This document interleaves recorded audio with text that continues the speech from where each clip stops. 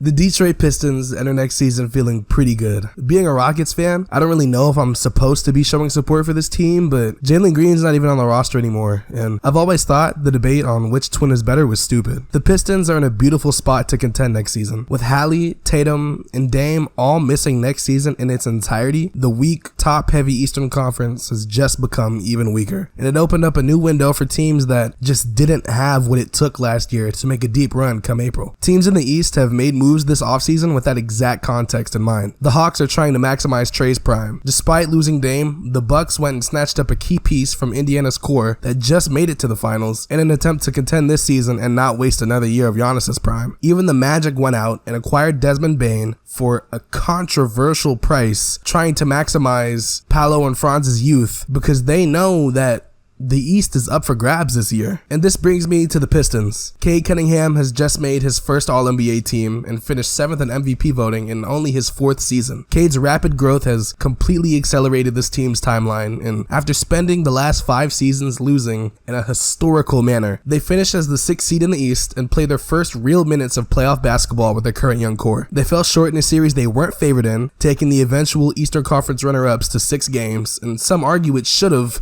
been taken to 7 due to some controversial officiating. An impressive accomplishment for one of the younger teams in the NBA in their first season of actually winning. Therefore, going into the 2026 NBA season, with their conference now being up for grabs, what did they do in the offseason to take it? Well, the first thing that happened this offseason was losing Malik Beasley. Coming off one of, if not the best season of his NBA career, where he averaged about 16 points per game, finished 2nd in 6th Man of the Year voting, and 2nd in 3-pointers made, he quickly got involved in an ongoing, ever-developing gambling scandal. Things are being investigated, and I'm pretty sure he might be facing real-life big boy trouble if he's actually found to have been doing the things he's accused of. So, unfortunately, he just cannot be in the NBA right now. It's a tough loss for the Pistons, and I'm sure it's the last thing that they even expected to happen, but there's nothing that can be done about it now, and they know that. They also let Tim Hardaway Jr. walk in free agency to the Nuggets. At least it's not the East, but maybe there could have been a greater effort to keep one of their best shooters from the previous season. I don't know enough about the Pistons' contract situations to speak on it though. Dennis Schroeder was also dealt in a sign and trade deal to the Kings for some draft capital. However, they signed Caris LeVert and Duncan Robinson. Robinson is, of course, one of the best shooters in the league, and Caris LeVert can be a solid punch off the bench. Their play is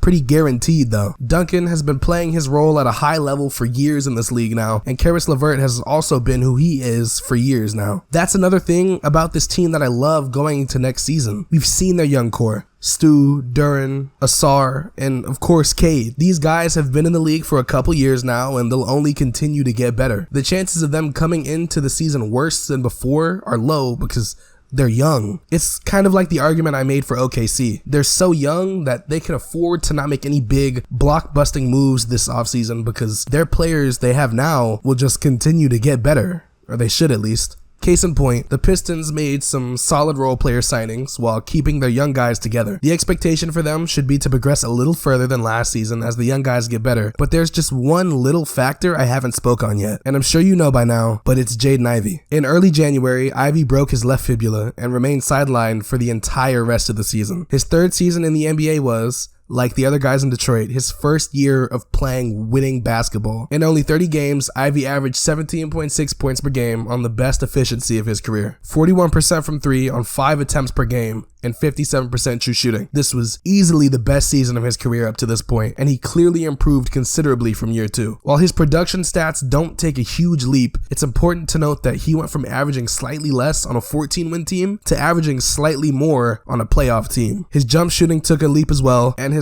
he just looks comfortable out there. Having him be the number 2 next to Cade is a formula I can see working for years. His explosiveness and aggressive rim pressure complements Cade's slow and methodical PG play very nicely. Having him be the secondary ball handler also benefits his game, as it allows him to play off the catch more and attack closeouts, something he's great at, as well as take some decision-making pressure off of him. I love Jaden Ivey as a player, and that's why it hurts that I don't know what he's gonna come back like. A broken or fractured fibula is not an easy injury to come back from. In the perfect, best case scenario, he comes back and is effective from the jump, not needing much time to get back to old form. But that's not a guarantee. If he does, the Pistons can go as far as they want in the East. If he doesn't, the Pistons will still be a good team. Their entire season isn't riding on Jaden Ivy's play, but his play is undoubtedly the biggest X factor for this team. All in all, I think the Pistons can make a serious push this year. Cade is only going to improve, Asar is only going to improve, and Ivy making a strong return will do nothing but propel this team further. I believe Detroit's ceiling this year is a top 3 seed and even a contender. I think a more safe prediction for this team might be 4th or 5th, but I just have a strong feeling that this team is gonna be top 3. Cade is going to be playing at an MVP level next season, and I just think he can take them there. Let me know what y'all think they can do in the East. What does their record look like, and where does their season end? Leave a comment and like it if you enjoyed this video. My song Not the One is gonna be dropping really soon, so let me know when y'all want me to drop that, and I'll catch y'all later.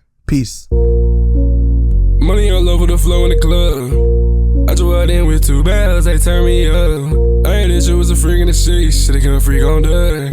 Yeah, she wanna be my queen, she just not the one. We been around the bushes, we gon' fight tonight. You see how the people looking, think you like the lie. I can tell when you want bullshit, then you like the lie. She only come out at the dark when the time is right.